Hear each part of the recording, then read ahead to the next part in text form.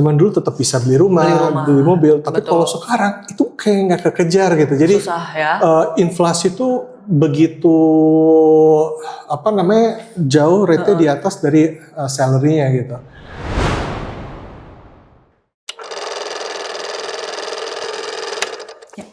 Hai, selamat pagi, siang, sore, malam. Selamat datang kembali di ICE Podcast ITB. Kembali lagi bersama saya, Iga Andita Lestari. Saat ini saya sedang ada di mana yo? Tempatnya lucu banget kan? Nah, ini adalah kalau teman-teman pernah ngelihat ada CC Timur sama CC Barat di kampus kita, ada buletan. Nah, ini di bawahnya buletan itu yaitu Communication Center. Di sini kayak kantornya startup. Makanya startup mana yang hari ini akan aku undang? Nah, yang akan aku undang itu startup yang sangat dekat dan lekat sebenarnya teman-teman akhir-akhir ini pasti menggunakan AI, ya kan? Nah, aku mau mengundang Mas Medi, yaitu alumni Teknik Industri 2006, selaku founder dari Noteflux Visual AI. Tapi Visual AI itu kayak gimana sih? Bingung kan sebenarnya? Mari kita tanya lebih lanjut sama Mas Medi. Hai Mas Medi, Halo, apa kabar? Baik, thank you udah diundang. Iya, gimana tadi perjalanannya ke sini? Wush. Cepat Ya ya. 30 menit ya. Jadi udah kayak kita bukan malah Jakarta Selatan, Jakarta Utara, kayaknya Jakarta Selatan ke Senopati. Tadi sih lebih lama di Jakartanya ya. Iya ya, lebih lama di Jakartanya ya. Oke, Mas Medi, cerita-cerita dong. Sebelumnya kan Mas Medi TI 2006 ya? Iya. Ya, boleh ceritain nggak sih Mas Medi gimana waktu itu pas Mas Medi jadi murid? Kalau Mas Medi lihat sekarang kayaknya sepi ya. Ternyata pada pindah ke Jatinangor sama Cirebon. Masih di murid? Kuliahnya jarang kuliah. Jarang kuliah. Tapi lumayan waktu sambil kuliah dulu sempat bikin bisnis dulu. Bikin bisnis sushi. Itu lumayan memorable banget. Oh, sushi? Iya, jadi namanya Sushi Bun di mobil awalnya. Di Jalan Dago. Di dekat BCA. Iya. Di sushi, habis itu lumayan berkembang, akhirnya punya outlet. Ya, kuliahnya malah terbengkalai. Tapi hitung-hitung teknik industri nih, sarjana teknik industri malah ya. Hebat banget. Jadi selain bikin sushi, terus kemudian akhirnya gimana caranya bikin Noteflux-nya nih? Bikin apa? Jadi sebenarnya waktu di kuliah itu juga udah sempat jualan software juga. Jadi nggak tahu, sempat dikenalin bahasa pemrograman dulu di di teknik industri, Pascal waktu itu. Tapi akhirnya coba bikin. Awalnya buat sushi biar POS sistemnya bisa lebih gampang bikin sendiri. Wow. Habis itu udah jualan ke beberapa, bikin softwarean lah. Habis itu sempat lulus kerja, sempat bikin home industry sepatu cewek juga. Jadi ada lompat-lompat. Tapi terus nyangkutnya itu ke software ya. Akhirnya nyangkut ke Noteflux sih. Jadi nyangkut ke Noteflux. Oh gitu. Nah, tadi selain emang awalnya bikin software, coba-coba kayak gitu, sebenarnya ada mata kuliah apa sih? Dan maksudnya pengalaman apa yang kira-kira jadi enlight Mas Medi nih untuk masuk ke dunia software gitu, SAS? Kalau kuliah dulu yang mirip-mirip dikenalin itu sistem pendukung keputusan ya. Terus ada itu kan basisnya data. Habis itu ada APSI, analisis perencanaan sistem informasi. Itu diajarin untuk bikin model datanya seperti apa, kayak data flow kayak gimana, itu kan di situ diajarin. Pengenalan bahasa pemrograman basic itu juga diajarin. Kayak awalnya dari situ deh. Cuman karena teknik industri itu kan arahnya biasanya productivity, efisiensi, dan effectivity. Hampir sebagian besar productivity dan efisiensi itu keintroduce karena teknologi. Jadi ketemu lagi, software lagi, bikin code lagi, akhirnya jadi ketarik terus ke sana sih. Kayaknya gitu. Oh oke. Dosennya siapa, Mas, ingat nggak? Kita sapa. Dosen... Pak siapa? Kangen gak sih? Kalau SPK tuh Paca ya. Kalau APSI lu Bu Rajes. Halo Pak Acai, Bu Rajes gitu ya. Bahasa pemrograman kayak Brajes juga agak lupa waktu itu. Karena ilmu-ilmu dari beliau lah yang akhirnya menciptakan atau menginspirasi menjadi Noteflux ini ya. Iya, itu awal-awal ketemu pemrograman sih. Nah, pas lulus berarti masih dibuat sepatu atau udah pas kemarin nyobain penjajakan POS sistem SAS itu? Kalau POS pas lagi masih kuliah, bikin software POS, lulus sempat ke oil and gas, Oke. kerja dulu. Tipikal ITB lah ya. Iya, itu lagi zamannya waktu itu. Lagi zamannya banget 2006, 2007. Habis lulus itu gitu. bikin sepatu, habis itu Noteflux. Oh, I see. Sepatunya merek apa tuh? Jangan-jangan aku pernah beli. Namanya Gui ya. Oh iya. Dia sepatu cewek jadi flat shoes, heels, wedges, jadi lumayan ngerti juga. Ukuran-ukurannya. Iya, desain-desainnya. Oh, baik. Nah, kemudian Mas berarti pembuatan Noteflux ini berdiri di tahun berapa tuh? Kalau establishnya secara company itu 2016, tapi kita mulai prototyping. Awan sama Ais Faris Rahman, itu teknik industri juga. Teknik industri 2006 juga, satu kelas juga. Jadi zaman dulu selalu kalau ada tugas selalu bareng sama dia juga. Itu kita prototyping itu berdua di 2015an, baru dapat pendanaan start kita mulai office di 2016. Wow, jadi sebenarnya udah hampir 10 tahun. Iya. Tahun depan nih, Nggak berasa. 1 dekade nih. Selamat ya Mas ya, dan mudah-mudahan sukses terus nih nanti Amin, nih. Nah, itu tadi boleh jelasin nggak sih Mas kayak di awal memulainya, hassle-nya tuh apa, awal-awalnya, kemudian pas gongnya nih dapat pendanaan, nah itu ceritanya kayak gimana tuh? Kalau development di awal, apalagi lagi bareng sama Ais ya berdua, itu happy aja ya development. Mungkin tantangan awal pertama yang ke-introduce nyari pendanaan ya, itu lumayan kan. Pitching, gagal pitching, itu kan kayak di PHP yang ngejar cewek gagal lagi. Patah hati banget ya. Jadi capeknya di mentalnya tuh, mental menanti gitu kan. Iya. Pendanaan. Dan yang lumayan agak susah juga mungkin beti-beti sama nyari pendanaan itu nyari tim ya. Karena siapa yang percaya nih 2 orang anak dari antah berantah gitu ya. Iya. Terus kita pengen nyari talent yang bagus juga gitu kan. Untuk bisa masuk, ya itulah untuk convincing mereka kita punya ide ini dan kita bisa, itu rada sulit misalnya. Jadi sebenarnya building tim ya yang paling susah ya ternyata ya buat Mas ya, selain maksudnya pendanaan. At least di zona awal itu ya. Karena masing-masing zona nanti beda-beda pasti ya. Siapa orang pertama yang akhirnya put the trust in you and your co-founder tuh waktu itu? Waktu itu ada namanya Reza ya. Jangan lupa dong. Dia anak ITB juga. Oke. Jadi lumayan berapa waktu ITB dia apply, tertarik dan akhirnya jadi tim awal. Ya abis itu mulai begitu prototype udah mulai muncul dan yang itu jauh lebih dapat confidence-nya, tapi di awal-awal itu yang susah. Tapi sebenarnya berarti itu sebagai entrepreneurs itu berarti salah satu challenges yang ini ya ternyata valid ya hal itu ya. Karena kita untuk bikin produk ataupun company yang bagus butuh orang yang bagus, tapi orang yang bagus gimana mau masuk kalau kita nggak punya sesuatu yang bisa, kita kan kalau kayak Elon Musk dia tinggal ngomong bikin company baru, gue Elon Musk, lu datang, semua datang gitu kan. Oh ini from where, scratch, dari mana. Iya. Waktu itu gimana sih caranya ngomongin ke mereka gitu, meyakinkan as a founder bahwa I think we're gonna grow gitu maksudnya. Ya lebih karena banyak ngobrol, conversation nih, idenya ini. Cek-cekan belief ya. Iya. Berarti critical thinking dibentuk nggak sih dari ITB ya? Langsung mau tanya. Kayaknya pasti ya. Gara-gara apa nih? Himpunan kah atau? Ini aku contoh yang nggak terlalu bagus buat himpunan. Karena anaknya nggak aktif organisasi gitu kan. Tadi kuliah juga kalau dulu kupu-kupu kuliah pulang gitu kan. Kujuk-kujuk kayak kuliah jualan deh. IPK di bawah 3. Wah, jadi hebat. Nggak secara akademis tuh nggak menarik gitu ya.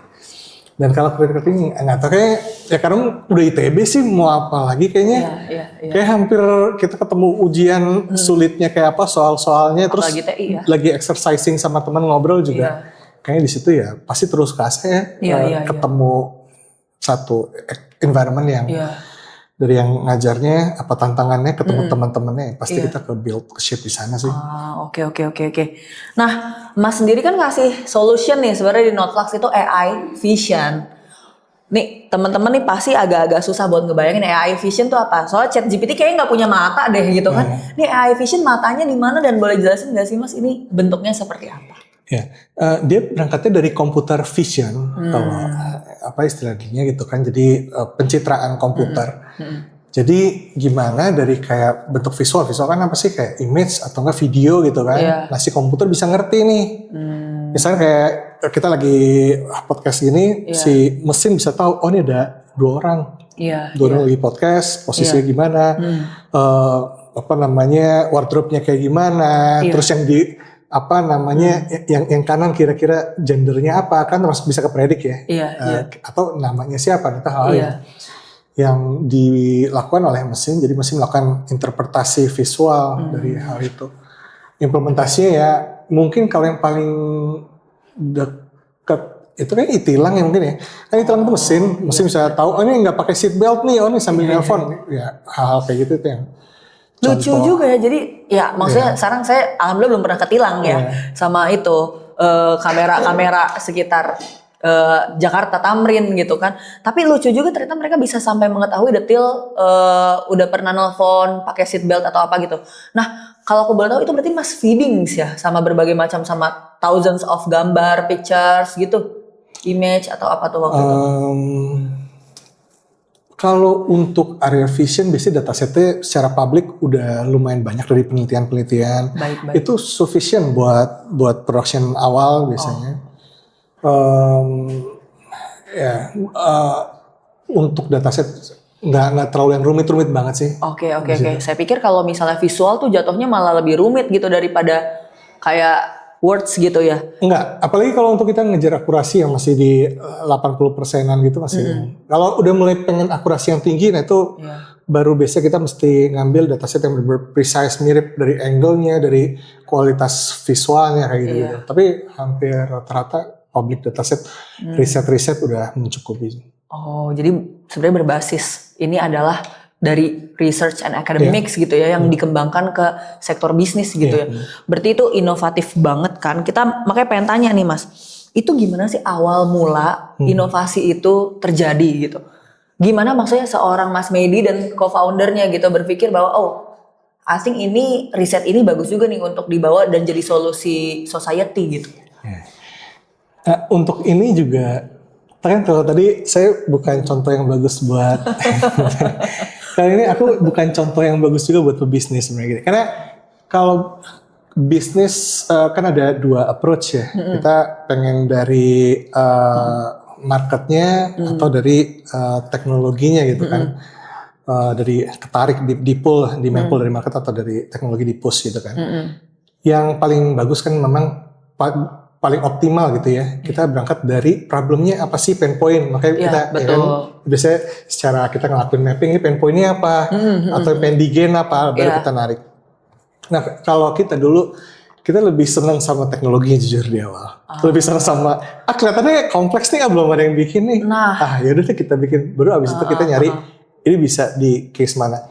Jadi berangkatnya dari situ dulu. Dan kita dulu di awal itu berangkat lagi eranya big data, kita termasuk udah mulai ngulik jauh.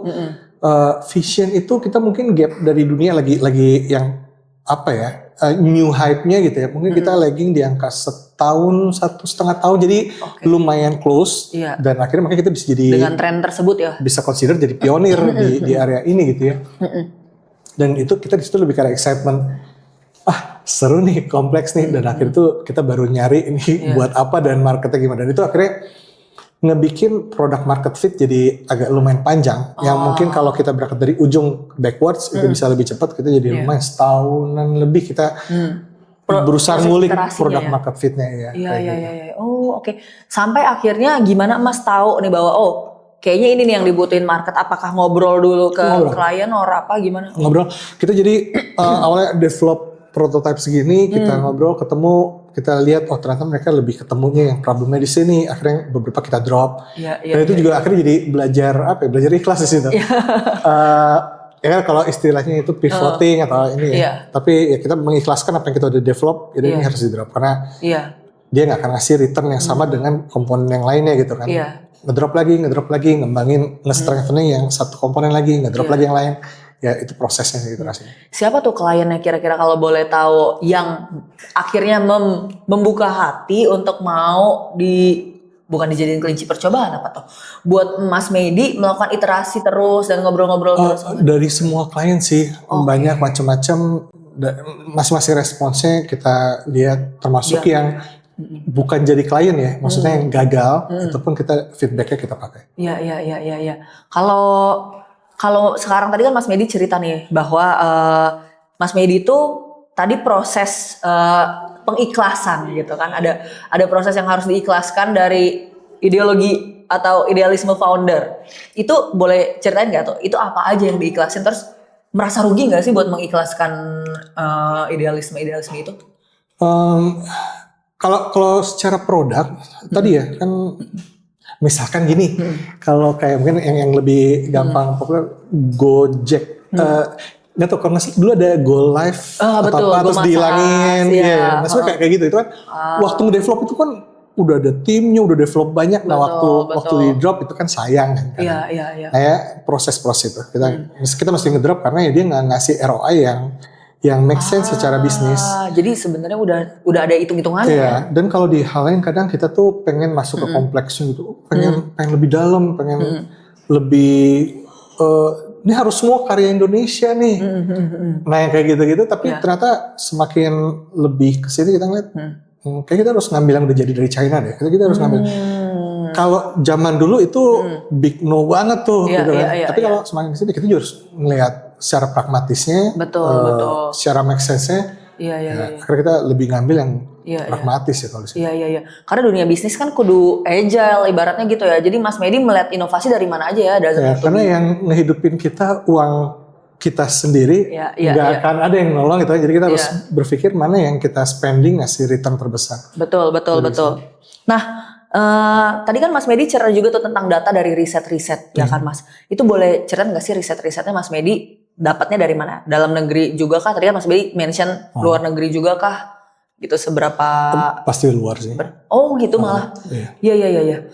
Oh itu bener-bener kayak udah di-publish risetnya, maksudnya udah kayak mereka tuh initially mau riset apa sampai akhirnya bisa jadi menginspirasi satu startup ini gitu buat bikin.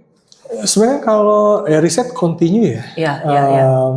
Ada challenge ini, terus mereka ngelakuin riset, dipublish, ada metodologi ini gitu kan, ada pendekatan ini, dan itu nanti jadi disebutnya SOTA gitu ya.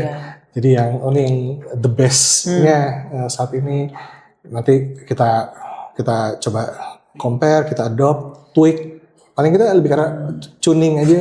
Iya. Ini mungkin area yang agak-agak tadi ya, itu masuk yang masalah pragmatis tadi. Mungkin kalau dulu di awal-awal kita masih pengen mainan ke arsitektur layer gitu ya, arsitektur di AI-nya. Tapi kalau semakin kesini kita ngelihat AI itu gerak itu terutama di tahun 2020 ke atas itu eksponensialnya terlalu cepat. Dan kita ngelihat rata-rata model itu udah menuju ke arah plateau. Plateau itu jadi udah asymptot ya, jadi udah landai gitu. Udah landai. Jadi ngapain kita bikin sendiri kalau kita incremental difference itu cuma dikit. Nah itu yang akhirnya semakin kesini kan semakin malah nggak, walaupun kita perusahaan AI nggak semakin mendekati ke AI-nya banget, malah kita lebih karena ke engineering-nya. Betul. Kita lakukan. Balik lagi nih ke without automation jatuhnya ya, karena apa nih ternyata apa yang membuat atau masih tetap ada automation? Tetap maksudnya nggak ke AI-nya, nggak masuk ke arsitektur dalamnya. Tapi tetap pastikan tentang productivity pasti automation terlibat. Ada automationnya tetap ya. Oke. Nah itu tadi ngobrolin ini nih Mas, bentuk AI-nya. Sebenarnya solusi yang Mas kasih tuh supaya teman-teman semua yang nonton juga lebih tergambarkan gitu. Itu tuh dampak real life-nya tuh apa sih yang bisa dilihat oleh masyarakat banyak nih?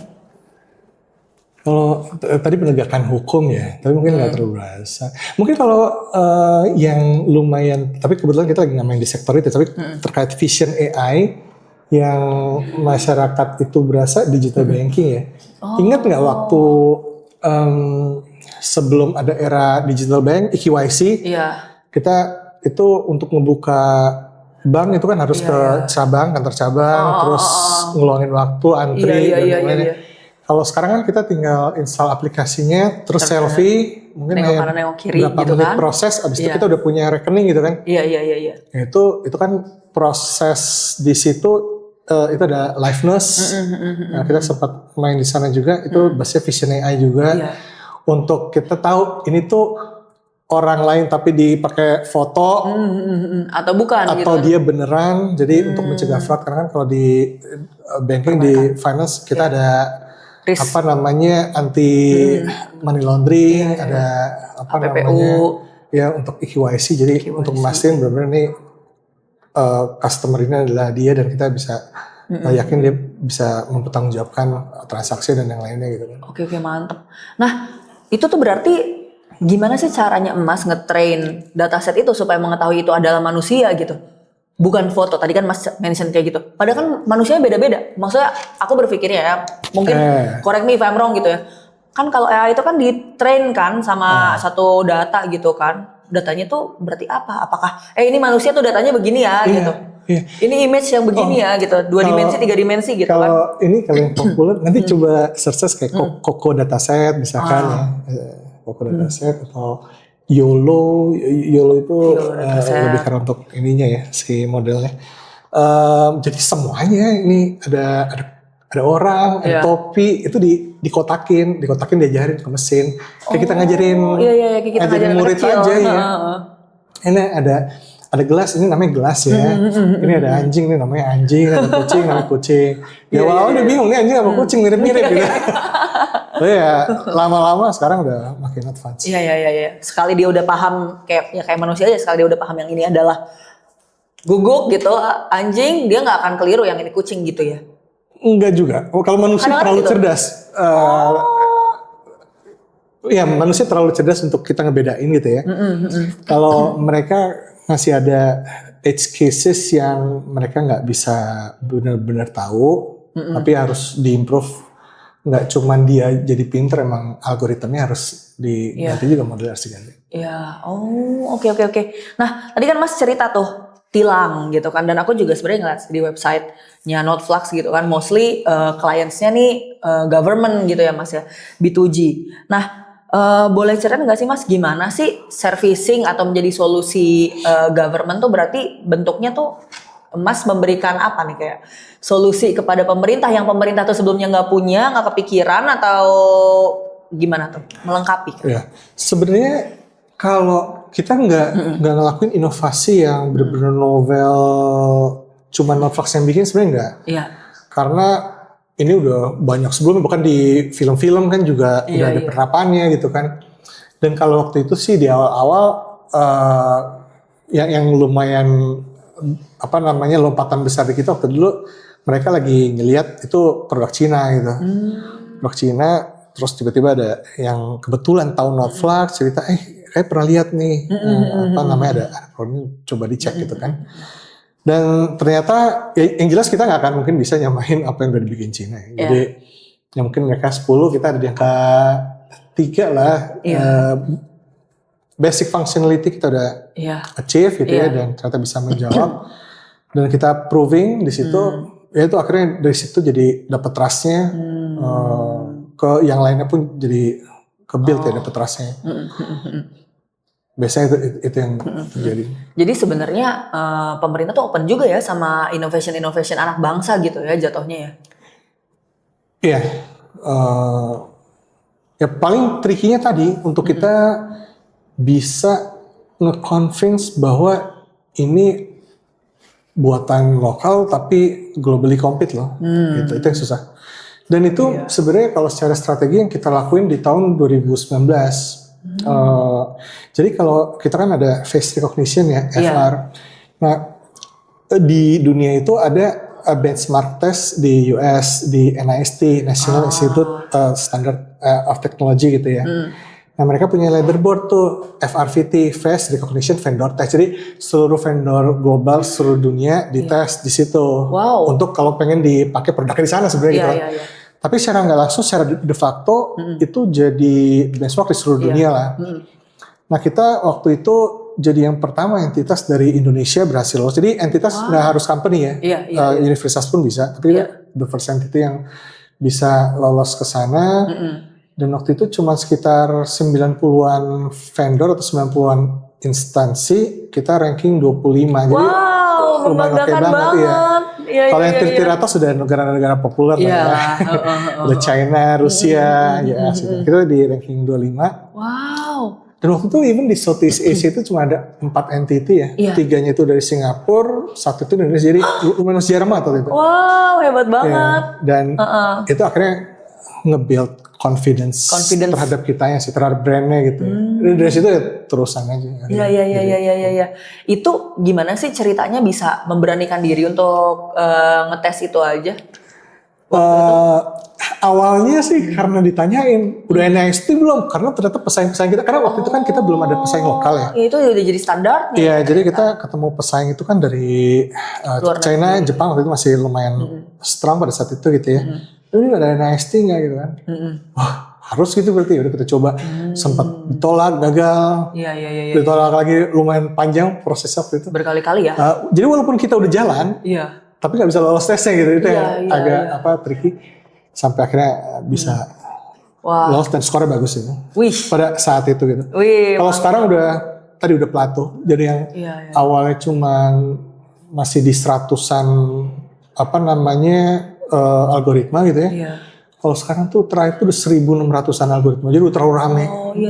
Udah plato. Udah ibaratnya semua orang udah tap into that algoritma. Iya, udah nggak terlalu bisa differentiate lagi. Ini antara bagus sama bagus ya bagus. Iya. Itu sebenarnya kan kalau kita ngobrol-ngobrol sama ChatGPT, kalau Mas tahu ChatGPT awal-awal, tuh rasa-rasanya pinter banget dia. Iya. Ya. Itu ada yang istilahnya intelligence abundance. Sebelum nanti ada software abundance ya. Jadi waktu pertama kali GPT keluar, 3,5, 4 atau 2,5. Itu kayak sesuatu yang valuable banget. Iya. Sekitar 6 bulan selanjutnya keluar Gemini gitu kan. Iya, betul. Tapi kalau sekarang hampir setiap 2 bulan sekali. Iya. 2 bulan sekali GPT ngeluarin GPT-5, Cloud ngeluarin Sonnet yang baru, Gemini ngeluarin yang baru, Grok tiba-tiba ngeluarin Grok 4, lagi Grok 5. Jadi kita ini just another intelligence. Kita masuk ke plato itu. Iya. Wah. Berarti sebenarnya inovasi itu it's also about timing ya. Oh ya, banget. Kita banyak ketolong karena timing. Timing. Yang tadi Mas bilang 1 tahun lagging timing sama tren itu ya. Wah. Ini minumannya beneran nggak? Beneran, ya kita minum dulu. Ice Center harus dibaca nih. Nah, ini soalnya kita udah mulai masuk ke yang paling kontroversialnya. Sorry banget, I have to drag you to this controversial question gitu. Kemarin aku melihat satu riset gitu ya, yang dikeluarkan oleh, let me check. Intinya sih risetnya tersebut, ya, yang dikeluarkan oleh SM Hosseini and J. Lichtinger di SSRN working paper sih. Sebenarnya dia menilai the differences between ketika sebelum ChatGPT 3.5 launching sama setelah ChatGPT 3.5 launching gitu. Nah, dari 2 groups, dia ada among 2 groups. Groupsnya itu adalah junior employees sama satu lagi senior employees gitu. Nah, ternyata setelah adopting ChatGPT among junior employees itu ada declining productivities. Meanwhile, di senior employees itu ada justru inclining productivity, meningkat gitu. Nanti mungkin ada fotonya bisa di sini editin. Nah, itu any comments nggak about it? Kenapa ya? Kok yang digadang-gadang katanya meningkatkan productivity tapi among junior nih, kan Mas kan mungkin familiar ya sama AI. Itu malah dia menurun tuh. Ya. Ini memang lumayan unik ya. Saya juga waktu itu, tapi lebih karena simple sampling ya. Jadi ada yang saya tahu jago banget, si Ais, dia jago banget gitu ya, coding even before GPT gitu kan. Dan waktu kita coba cek productivity rate-nya itu lompat itu sekitar 15 sampai 20 kali lipat. Aha. Tapi kalau kayak saya itu lompat mungkin sekitar di angka 8 sampai 10 kali lipat. Tapi kalau kayak anak baru itu kadang cuma di angka 2 sampai 3 atau kadang malah jadi lamban. Nah, yang terjadi itu memang kadang ada dulu ini wisdom yang jawabannya itu bukan di jawaban, tapi yang penting itu bukan di jawaban, tapi di pertanyaannya gitu. Jadi cara kita critical thinking tadi, cara kita bertanyanya itu ataupun kita itu yang membedakan kita akan ke arah mana, kita akan ngambil journey yang mana gitu kan.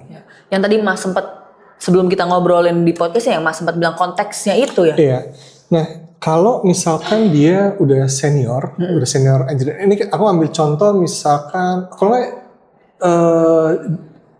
desain deh, misalkan yang lebih umum gitu ya.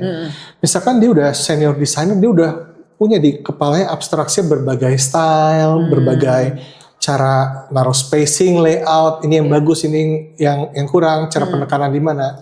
Terus dia minta bantuan sama AI, dia tuh ngasih instruksinya udah ada sesuatu yang di kepala dia yang bantu ngasih gitu. Dan AI ngasih sesuatu dia bisa bilang kurang, coba kesini. Dia tahu apa yang dia mau gitu. Tapi kalau masih junior banget, even belum tentu dia tahu apa yang dia mau, dan begitu dikasih salah dia untuk nge-feedback loopnya juga nggak bisa. Dan itu kalau di code assistance untuk coding itu lumayan jadi membingungkannya kalau misalnya kita ada hallucination. Misalnya gini ya, ada software, ada bugs. Dan kita minta tolong si AI, tolong selesain bugs ini gitu kan. Mungkin yang senior dia udah bisa ngasih ada bugs, kayaknya di bagian ini coba dicek deh, coba dicek ini, coba dicek line ini. Line sekian gitu kan. Nah, habis itu dia ngecek ternyata benar gitu kan.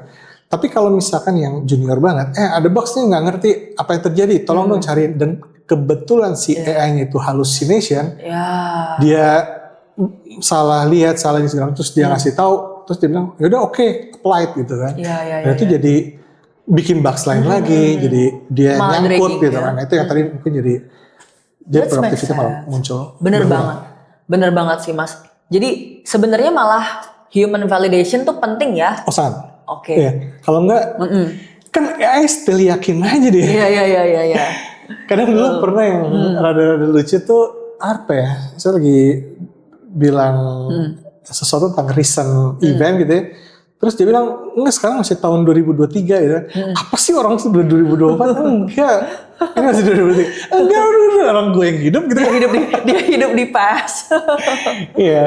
Itu kan kalau kita kebetulan kalau tahun kita tahunya gampang gitu. Tapi kalau kita nggak tahu terus kita kena hallucination itu ini. Iya. Nah, to what extent sih sebenarnya sebagai entrepreneurs ya, maksudnya to what extent sih sebenarnya kita sebagai entrepreneurs mempercayai AI, satu mempercayai anak buah kita gitu, atau mempercayai anak buah kita.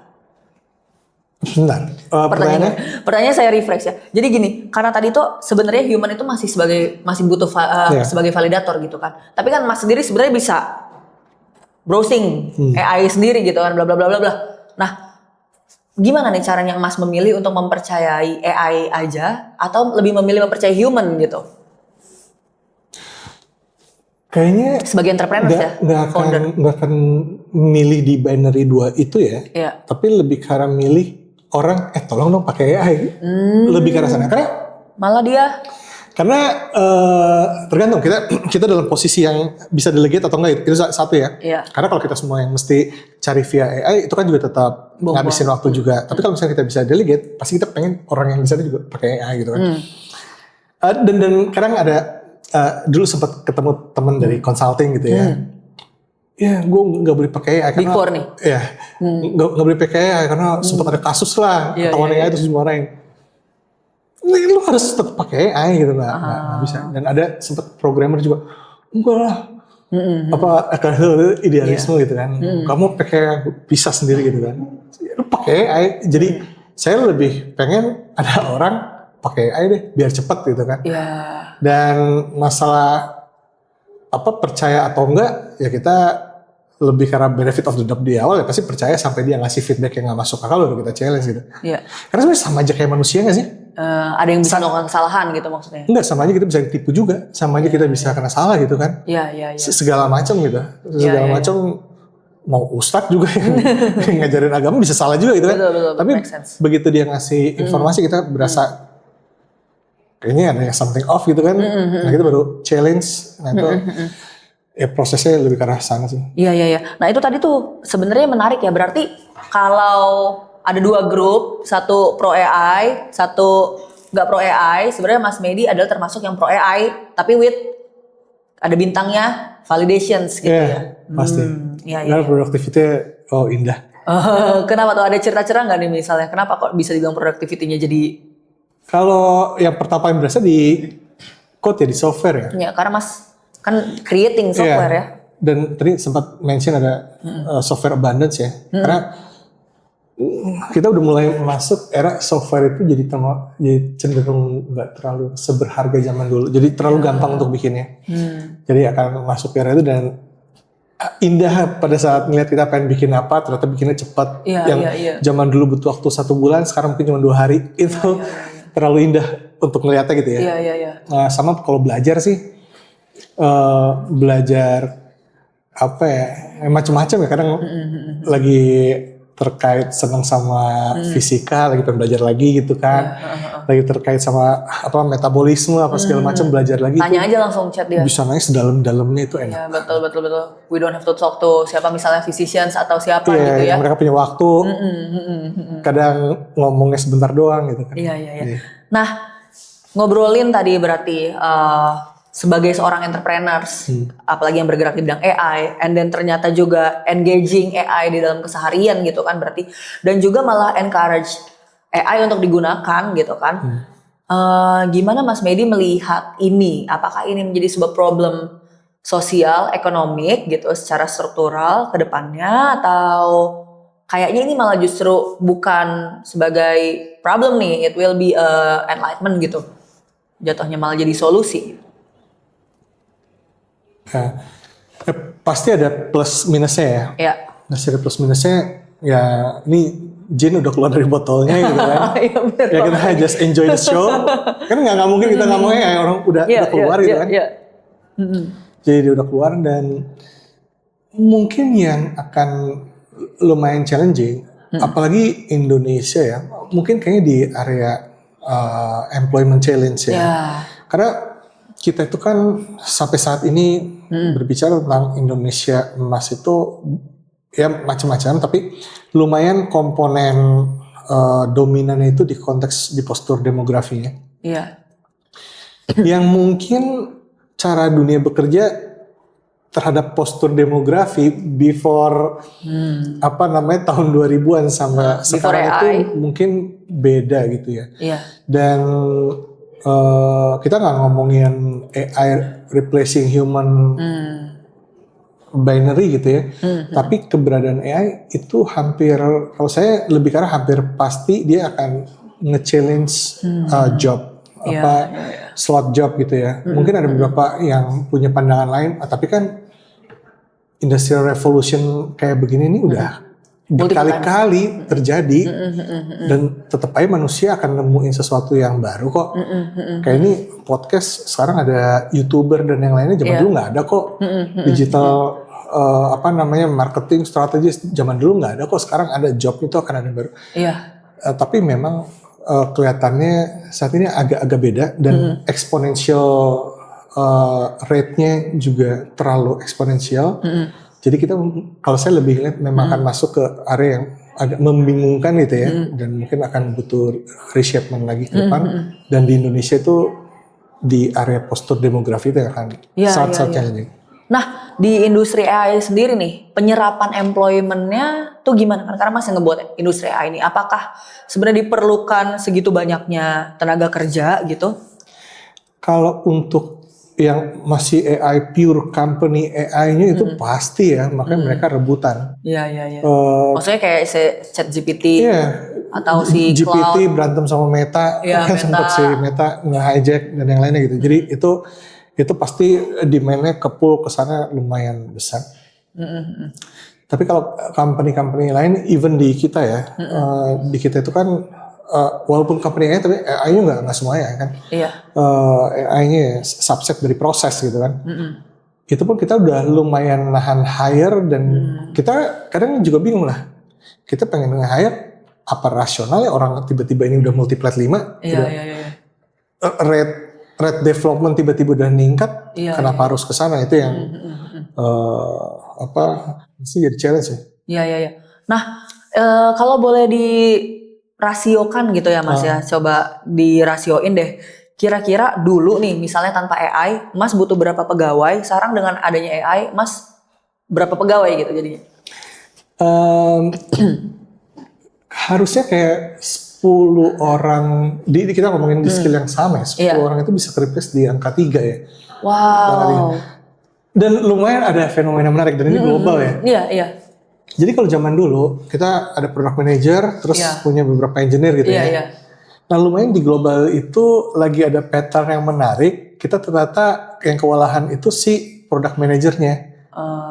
Tapi jumlah engineer sama.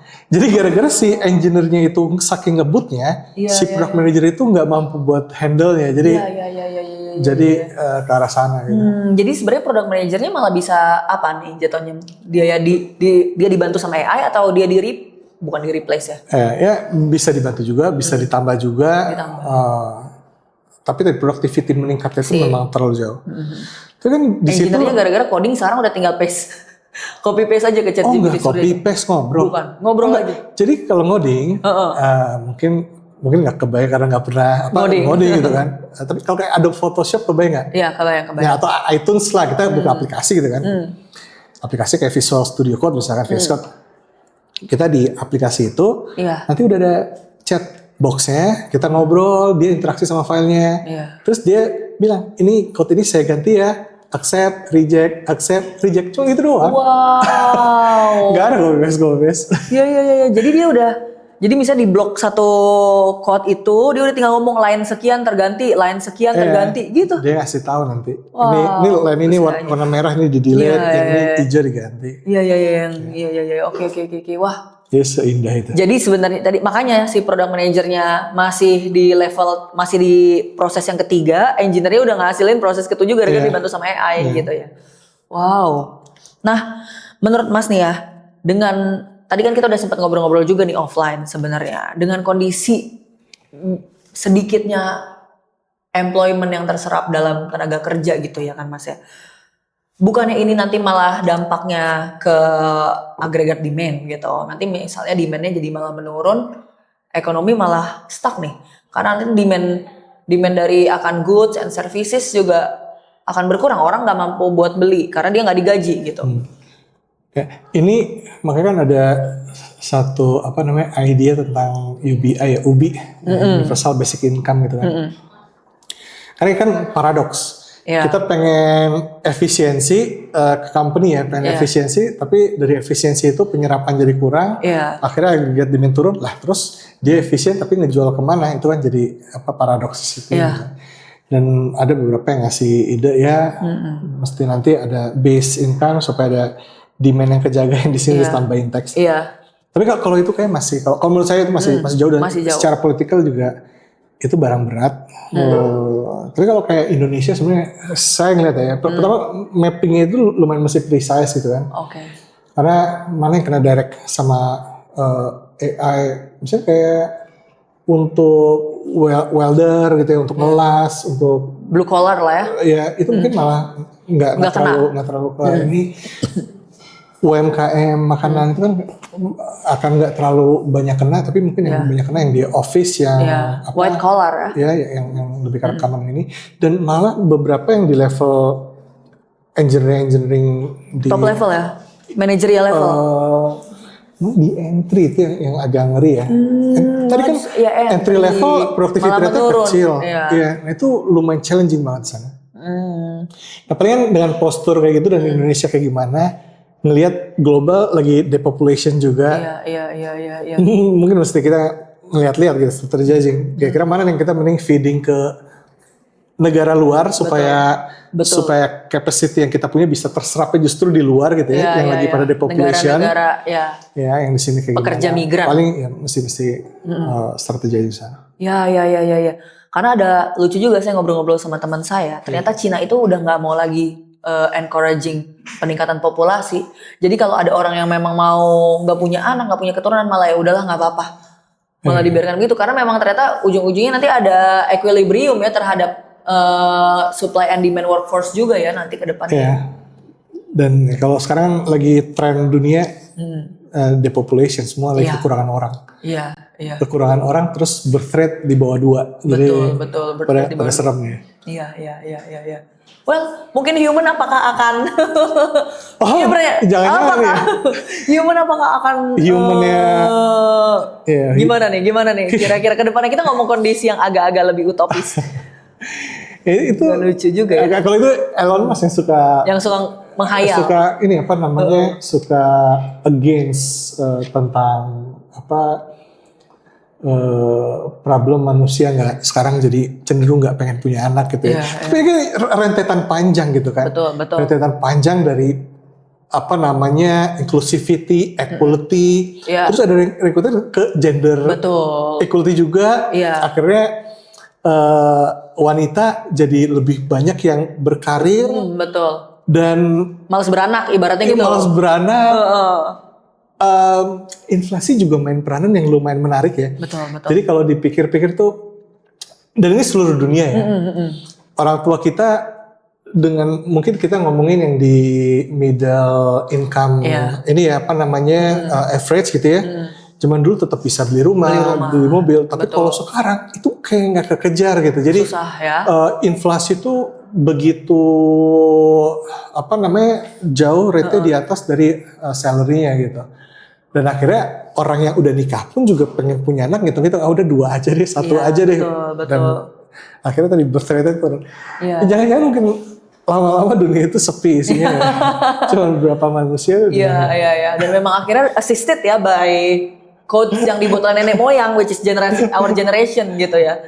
Wah, kalau gitu apa nih kira-kira yang bisa ITB lakukan untuk karena kan Institut Teknologi Bandung gitu ya kan untuk kira-kira memagari lah supaya nanti next generation living side by side with AI tapi ya keep ethical. I don't know what the meaning of ethics at this moment. Mungkin kita akan berubah yang ngomongin ethics ya. Tapi apa yang ITB kira-kira bisa lakukan? Pertama kalau ITB karena dia mesti tetap bisa mampu stay in the roots teknologinya gitu ya, yang bikin proud terhadap orang-orang yang punya hope dan punya inspirasi pengen punya karir ataupun pengen punya value creation dari teknologi gitu kan. Tapi yang memang mesti hati-hati adalah karena universitas ataupun institut pendidikan itu jalan karena dia ada birokrasinya itu pasti lamban dan teknologi itu bergerak kita nggak dalam konteks linear tapi eksponensial yang sekarang lagi di titik yang nggak masuk akal. Iya betul. Jadi kalau saya suka ngasih ilustrasinya kita misalkan hidup di tahun 0 gitu ya. Kita tiba-tiba pindah ke tahun 200. Mungkin nggak akan terlalu jauh beda. Rumahnya masih pakai kain-kainnya masih mirip lah, masih pakai jerami-jeraminya masih naik onta, masih naik kudanya masih sama. Mungkin ada beberapa perubahan, mungkin 200 tahun ada berubah ya. Ke depan ke belakang pun nggak terlalu banyak perubahan. Tapi kalau kita dari tahun 1950 misalkan lagi habis perang dunia ditambah 50 tahun lagi. Tiba-tiba ketemu handphone, ketemu internet, ketemu segala macam. Itu cuma 50 belum 200. Tambah sekarang 2025 tambah berarti 75. Tiba-tiba ada mobil sekarang udah jalan sendiri. Terus tadi udah bisa ngobrol sama ya sesuatu yang nggak usah sampai 200 sampai 75 aja udah terlalu kencang. Ada bukunya ini Arwin Singularity atau apa ya sama Ray Kurzweil gitu ya. Terakhir dia ngupdate bukunya after GPT itu Singularity is nearer gitu. Jadi karena memang eksponensial karena kan innovation itu compounding ya.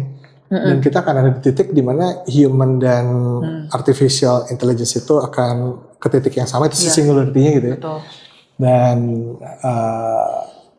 kalau dilihat kelihatannya nggak akan lama gitu.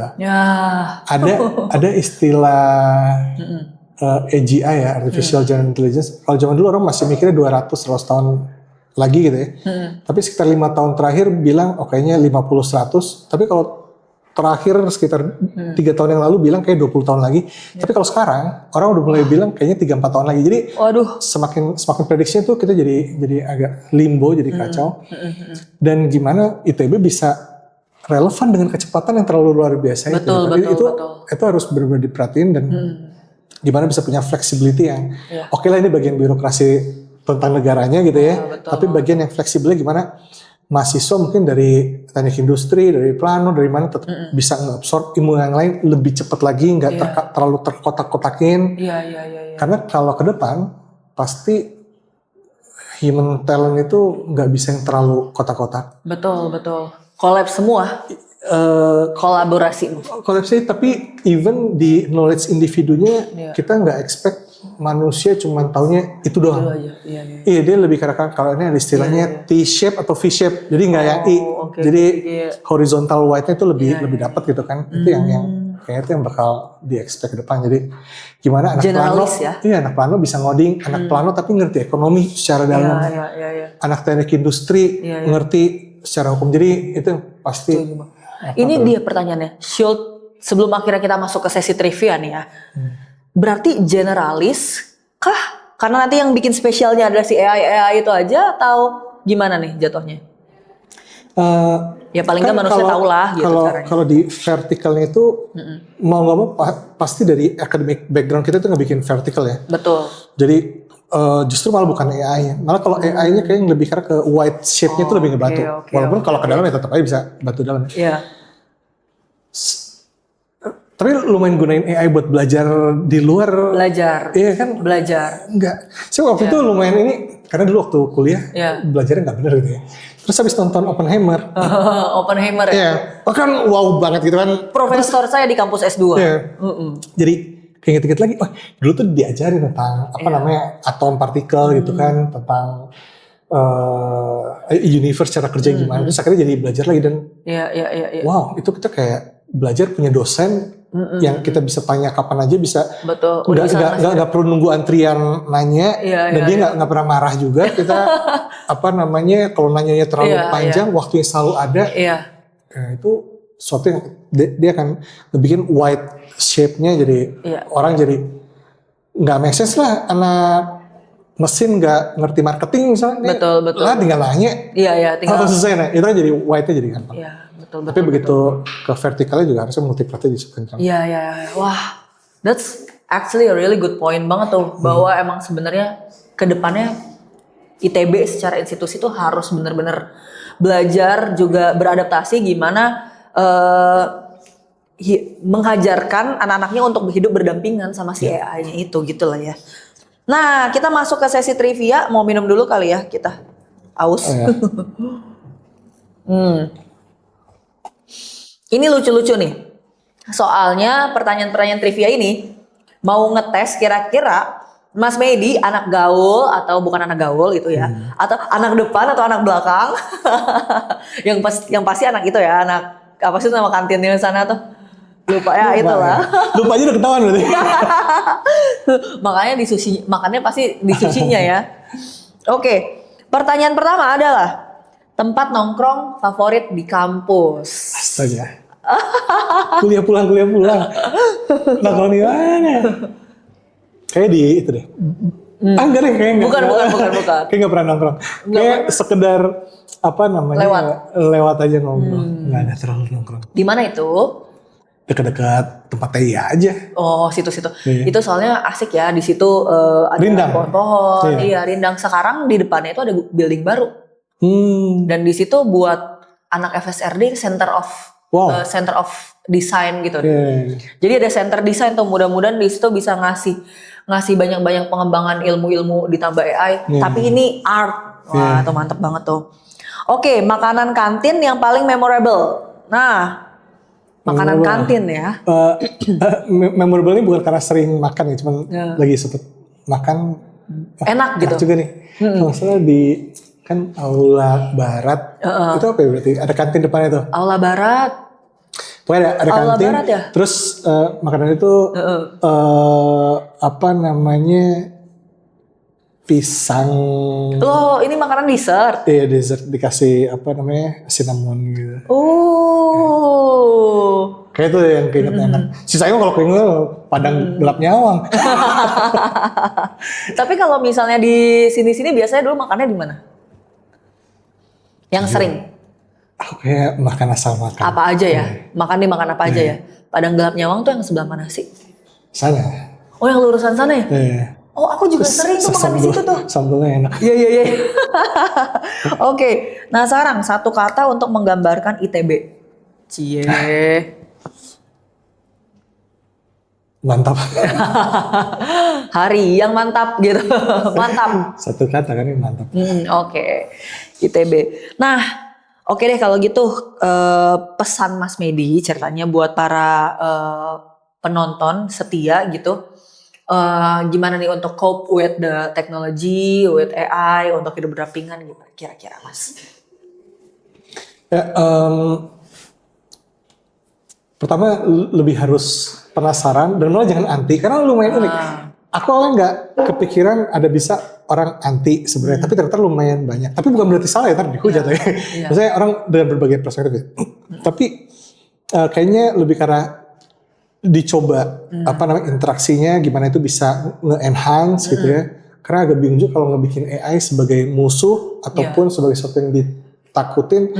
Karena tadi jinnya udah keluar dari botolnya dan dia eksis di dunia gitu. Udah nggak bisa disuruh masuk dia. Masuk lagi ke botol. Bisa. Jadi lebih karena gimana coba kita interaksi bisa creating value more di sana, lebih bisa ngedapetin macam-macam, ya akhirnya secara value kita sebagai person pun juga jadi meningkat ya. Itu sih intinya, dan enjoying period ini gitu, karena ini periode yang lumayan eksponensialnya, nggak kayak sebelumnya. Betul. Kita ini apa yang diobrolin saat ini 2 tahun 3 tahun lagi udah banyak yang nggak relevan, dan kita di sana udah ketemu satu hal yang beda lagi. Berubah-berubah ya. Iya. Berubah-berubah di tangan kapitalis.